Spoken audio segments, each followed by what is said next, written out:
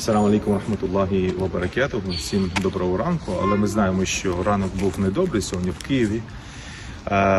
Агресор, терорист Росії, вона завдала ракетний удар. І ви зараз можете побачити, була пошкоджена головний центр, головна мечеть Духовного управління мусульман України УМА, одна із великих мечетей України. І що я хочу сказати?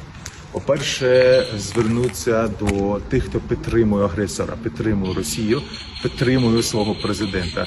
Ви подивіться, що він робить. Це особливо мусульманам. Ми знаємо, мусульманин, який підтримує злочин, він є прямим злочином, і ми знаємо, що їх буде очікувати в судний день. І друге, ми не зламні.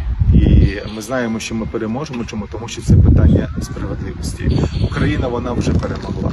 І такими діями ми бачимо, що вони безсильні, вони тільки можуть бити по цивільних, вони тільки можуть робити те, що приносить сльози, приносить біль. Тому нехай Аллах Субхану ва Тааля покарає їх всіх в цьому житті та наступному.